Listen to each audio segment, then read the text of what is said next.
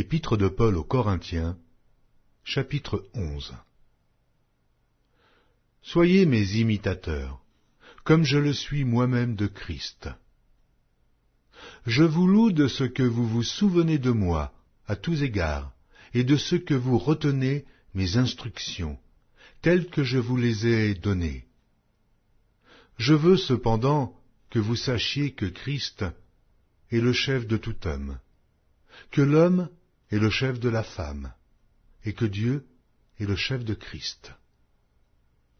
Tout homme qui prie ou qui prophétise, la tête couverte, déshonore son chef.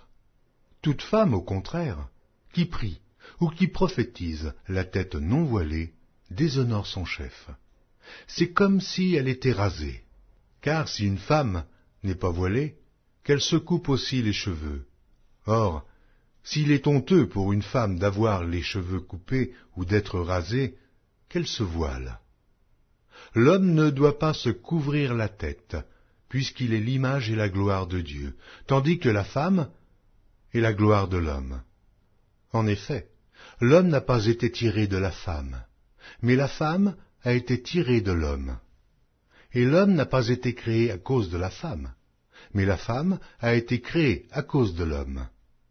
C'est pourquoi la femme, à cause des anges, doit avoir sur la tête une marque de l'autorité dont elle dépend. Toutefois, dans le Seigneur, la femme n'est point sans l'homme, ni l'homme sans la femme.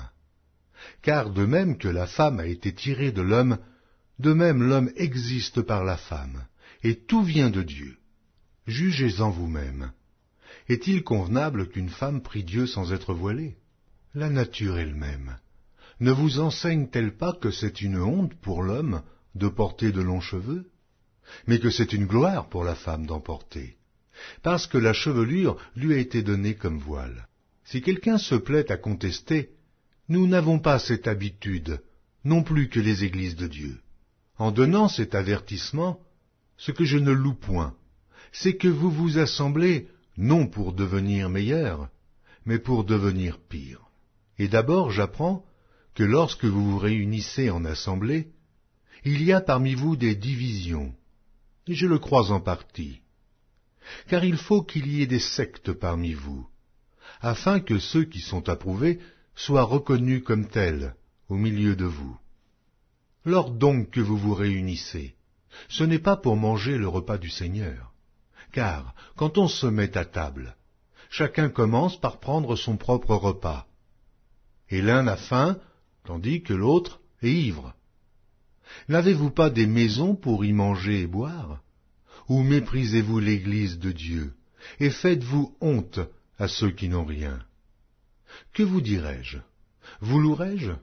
En cela je ne vous loue point, car j'ai reçu du Seigneur ce que je vous ai enseigné.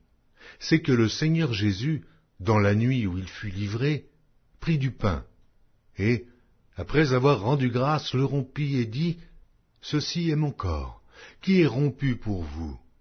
Faites ceci en mémoire de moi. » De même, après avoir soupé, il prit la coupe et dit, « Cette coupe est la nouvelle alliance en mon sang.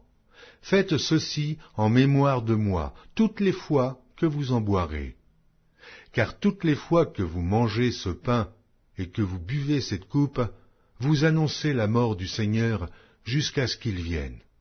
C'est pourquoi celui qui mangera le pain ou boira la coupe du Seigneur indignement sera coupable envers le corps et le sang du Seigneur. Que chacun donc s'éprouve soi-même, et qu'ainsi il mange du pain et boive de la coupe. Car celui qui mange et boit sans discerner le corps du Seigneur mange et boit un jugement contre lui-même.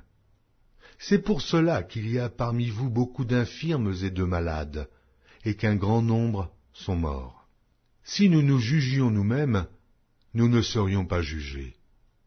Mais quand nous sommes jugés, nous sommes châtiés par le Seigneur, afin que nous ne soyons pas condamnés avec le monde.